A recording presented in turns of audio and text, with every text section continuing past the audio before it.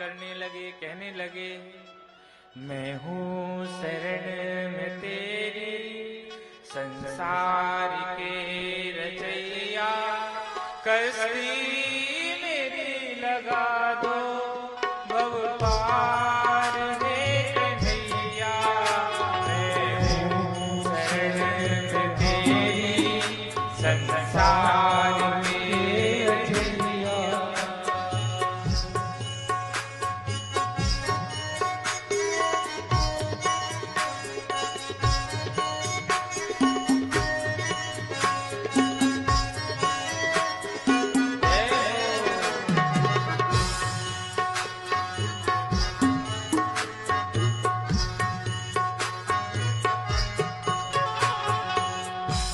दयानिधि नाम है तेरा, कहाते हो अंतर्यामी। दयानिधि नाम है तेरा, कहाते हो अंतर्यामी। कहूँ क्या आपसे भगवन, कि तुम सब जानते स्वामी। कहूँ क्या सब जानते स्वामी। पावन पद्धति को करना, पावन पद्धति को करना, उद्धार हे कन्हैया। मैं हूँ शरण तुम्हारी संसार के रचैया। शरण तुम्हारी संसार के रचैया।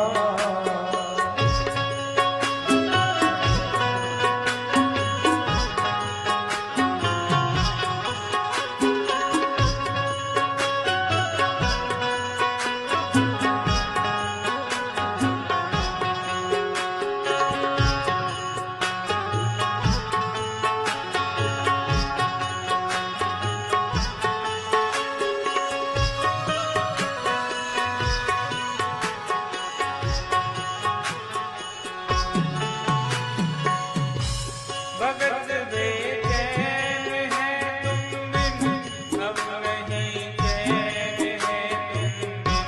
भगत बेचैन है तुम बिन, अब नहीं चैन है तुम बिन। अंधेरी रैन है तुम बिन, तरसते नैन है तुम बिन।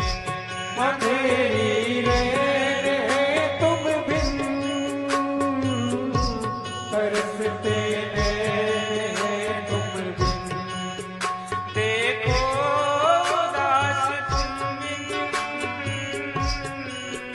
देखो उदास तुम भी, गोपी ग्वाल और गैया। मैं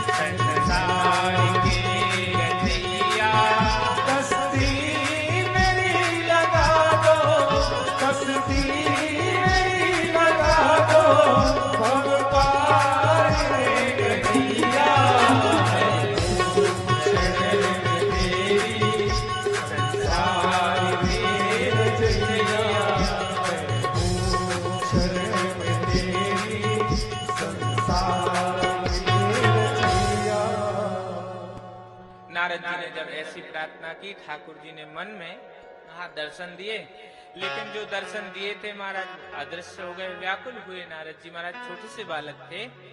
और इतना जब किया कि ठाकुर जी ने उनको अपना परम भक्त बना लिया, ब्रह्मा जी के मानस पुत्रों में स्थान दे दिया। नारद जी कहते, देखो वेद व्यास जी, उन्हीं परमात्मा की कृपा से आज मैं नारद के नाम से जाना जाता हूं। उन्हीं परमात्मा का जो गुणानुवाद है वो आप लिखिए। और चतुश्लोकी भागवत का उपदेश करके नारद जी महाराज चले गए।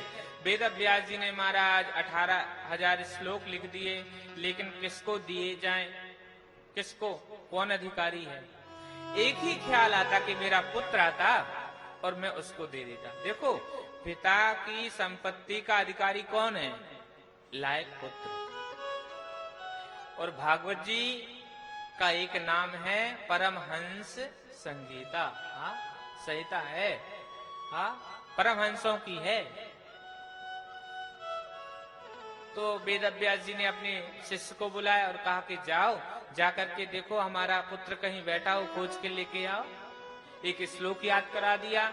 वह शिष्य गया, देखा कि एक वट वृक्ष के नीचे समाधि में बैठे हुए हैं।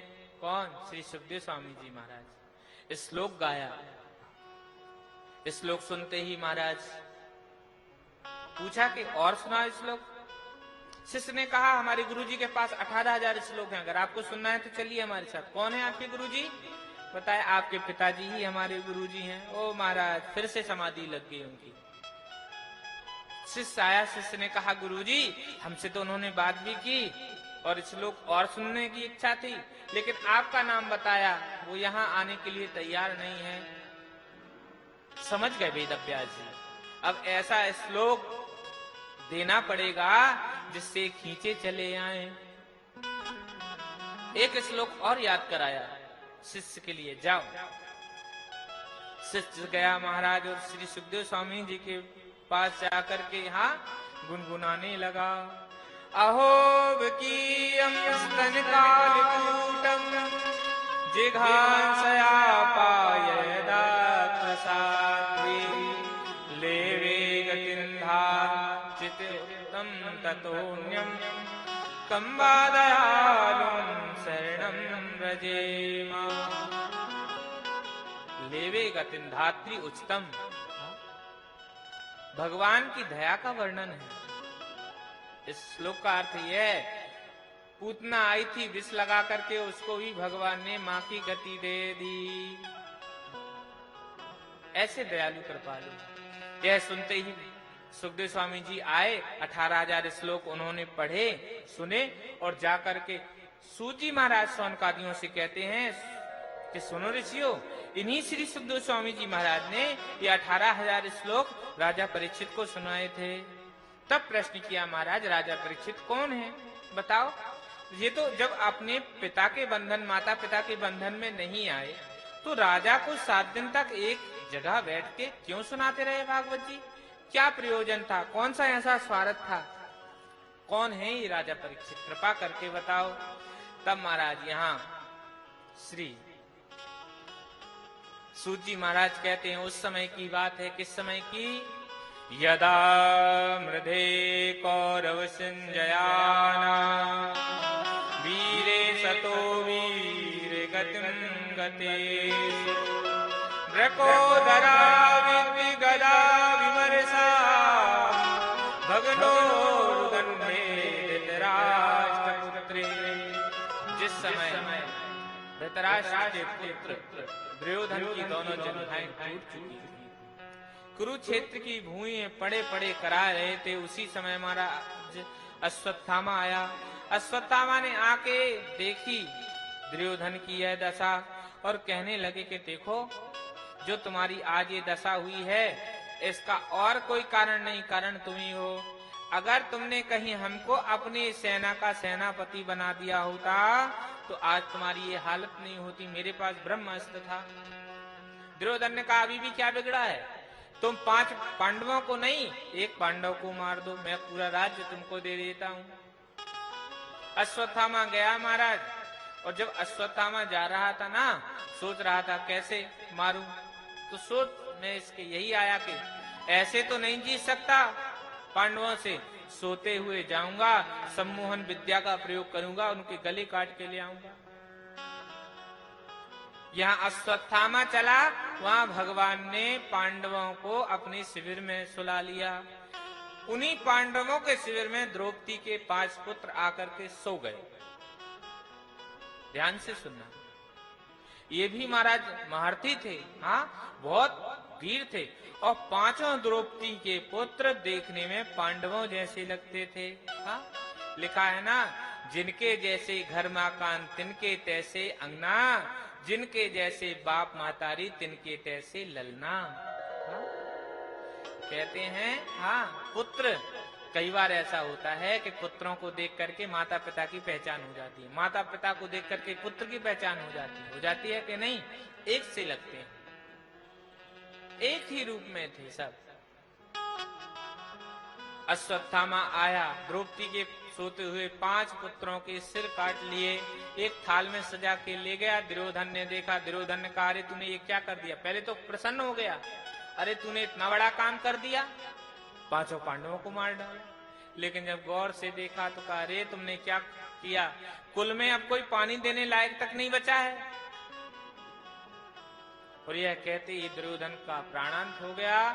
अश्वत्थामा वहां से भागा। यहां हमारा सुबह होती है, द्रौपदी अपने 5 पुत्रों को ढूंढती हुई हाँ चली है पांडवों के शिविर की ओर। जो पांडवों के शिविर में प्रवेश किया महाराज, माता शिशूना निधनम सुताना। देखा 5 के 5 पुत्र मर गए, सिर नहीं है, रोने लगी, विलाप करने लगी। अर्जुन आए, अर्जुन ने कहा प्रभु ये क्या हो गया, सब रुदन कर रहे थे। भगवान से पूछा अर्जुन ने किसने किया, क्योंकि अगर हम भी यहाँ सोते रहते तो आज हम 5 भाइयों का ये हाल हो जाता। अगर आप हमें उठा के ले गए तो आप जरूर जानते हो कौन आया था। भगवान ने कहा हाँ मैं जानता हूं। कौन आया था? अश्वत्थामा आया था। अर्जुन ने कहा मैं प्रतिज्ञा लेता हूं कि उसको मृत्यु दंड दूंगा, रथ तैयार करो। रथ तैयार हुआ महाराज, अर्जुन आरूढ़ हुआ, भगवान ने रथ हाथा, और जहां जिस ओर अश्वत्थामा का रथ भाग रहा था वहीं जाकर के उसके रथ के आगे खड़ा कर दिया रथ। अश्वत्थामा नीचे उतरा, पास में नदी थी, नदी का जल लिया और जल लेकर के महाराज अभिमंत्रित करके छोड़ दिया। ब्रह्मास्त्र जलने लगी दिशाएं। अर्जुन ने कहा प्रभु ये क्या हो रहा है? भगवान ने कहा ब्रह्मास्त्र छोड़ दिया। फिर क्या तुम्हारे पास तो मंत्र छोड़ने का और वापस लाने का है, अगर इसने चलाया है तो तुम उसको वापस लेके आओ। वापस लेके आए, अश्वत्थामा को पशुओं की भांति बांध लिया। भगवान ने कहा यहीं मार दो, कहा यहां नहीं मारूंगा, द्रौपदी के सामने मारूंगा। और रथ में महाराज बांध करके ले गए, और जो देखा महाराज द्रौपदी ने कि हमारे गुरु के पुत्र बंधे हुए हैं, दौड़ती चिल्लाते रोते हुए आई। मुंचिता मुंचिता ब्राह्मणो नितरारु। अरे छोड़ दो अर्जुन, छोड़ दो, हाँ ये हमारे गुरु के पुत्र हैं, छोड़ दो इनको, छोड़ दो। ध्यान देना, अगर आप रास्ते में जा रहे हो, कोई व्यक्ति किसी को हाँ भेड़ के चला जाता है, एक्सीडेंट करके चला जाता है, वो गिर जाए तो आप उस व्यक्ति को नहीं जानते जिसका एक्सीडेंट हुआ है, और कोई महाराज एक्सीडेंट करके भागे तो आप उसको पकड़ लोगे और 2-4 लगा भी दोगे। पता है होता है कि नहीं? जिससे कोई जान पहचान नहीं है, उसको थोड़ी सी ठोकर लगी तो मानवता के नाते आप। लेकिन देखो महाराज, जिस द्रौपदी के 5 पुत्र मार डाले अश्वत्थामा ने, उस अश्वत्थामा के लिए कह रही है द्रौपदी के छोड़ दो। क्यों कह रही है? इसलिए कह रही है क्योंकि ये द्रौपदी धर्म को जानती है। धर्म किसको कहते हैं? जो धर्म की रक्षा करता है, धर्म उसकी रक्षा करता है। ऐसे नहीं भगवान ने इसको अपनी बहन बनाया, क्योंकि इतनी धर्मज्ञ थी, धर्म का पालन करती थी द्रौपदी, धर्म जानती थी द्रौपदी, इसलिए ठाकुर जी ने इनको